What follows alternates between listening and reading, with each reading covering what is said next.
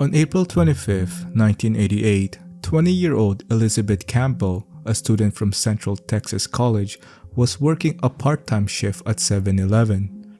Her boyfriend, Ricky, picked her up around 9 p.m. and the two drove back to his place to have a group study along with other students. Once they arrived at their place, this is when the tension happened.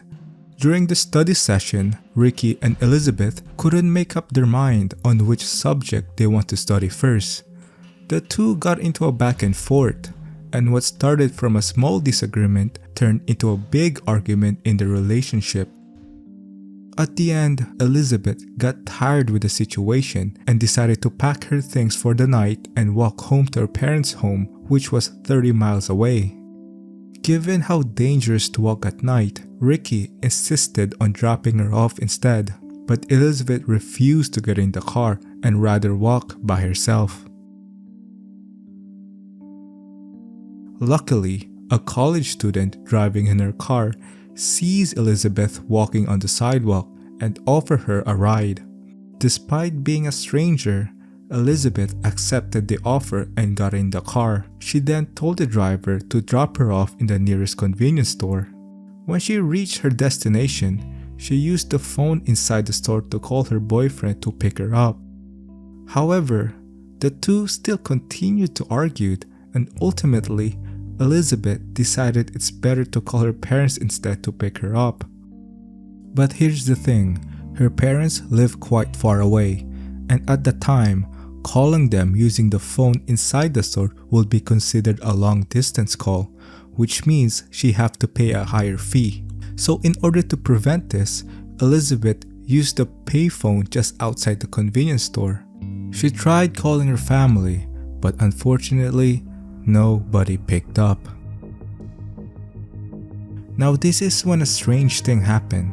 A silver-colored car pulled up next to her at the phone booth and she entered the car.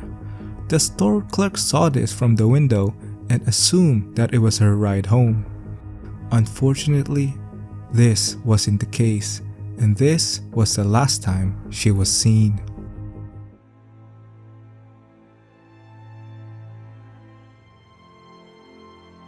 The following morning, Elizabeth's siblings alerted the police for their missing sister. While the whole situation was stressful enough, the police couldn't initiate a search effort mainly because Elizabeth was an adult. So authorities assumed she just wanted to be alone since she and her boyfriend had a fight the night before. It finally took 3 days later with no signs of her when the police finally started the investigation. The boyfriend was initially assumed to be the suspect since he has a close relationship with Elizabeth. However, the study group confirmed he was with them the whole time and was ruled out as the suspect.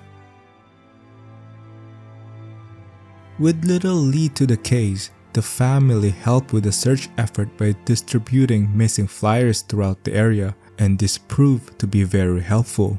The last person who saw Elizabeth, the store clerk, came forward to the police after seeing one of the flyers. He explained the whole encounter with Elizabeth that night, and more specifically, the moment the silver car pulled next to her in the payphone booth. The clerk at the time assumed that the driver was one of her family members picking her up. He further explained that there were no signs of restraint to indicate that she was being forced to get in. Given this clue, it's clear that the person in the vehicle is the person of interest and possibly the main suspect of the case.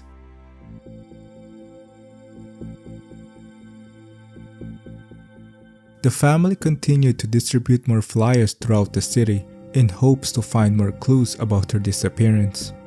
Elizabeth's sister entered a different convenience store just 5 miles away from where she was last seen. The store clerk noticed the missing woman in the flyer and he explained the encounter. This time, the store clerk stated that the woman was with a man and the whole situation was strange. He recalled that she was completely silent and the man who was with her held her tightly by the wrist. The clerk knew something was off and they were not a couple.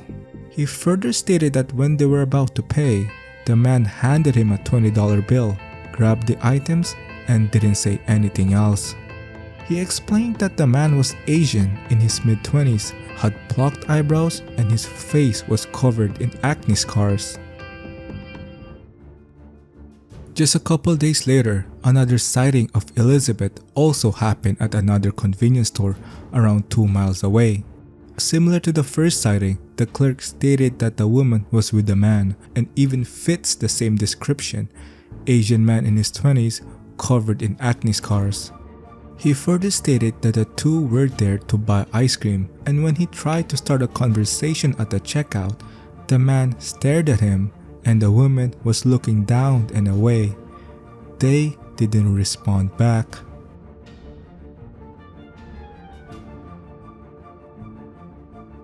Now for the last sighting, this one was the strangest. This happened 150 miles away from the original location, and it happened at a gas station. A witness bumped into a disheveled woman and she closely resembled like Elizabeth in the missing flyer. The witness apologized on bumping into her, but the woman didn't say anything back, didn't make any eye contact. She merely got back up, got her things on the floor, and walked away in a hurry. This time, the witness said that she was all alone. There was no man with her. This was really strange because it made the case really confusing. In the beginning, it's clear that the man on the silver car was most likely the suspect, given the description the previous two witnesses have said. But this one, at the gas station where she was all alone, Elizabeth could have run off and escaped and be free. So it's quite strange that Elizabeth acted that way. Some doctors chimed into the case and suggested that Elizabeth was being manipulated by the suspect. The fact that she didn't make any eye contact and refused to engage with anyone shows signs of something bad must have happened to her, which altered her behavior.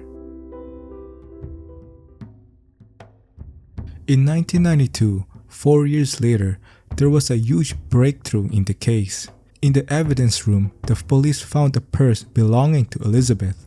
Inside were her driver's license, credit card, and other personal IDs. Since this was a huge clue, they ran a fingerprint scan hoping to find a lead in the case. But unfortunately, nothing came about it and no fingerprint was found.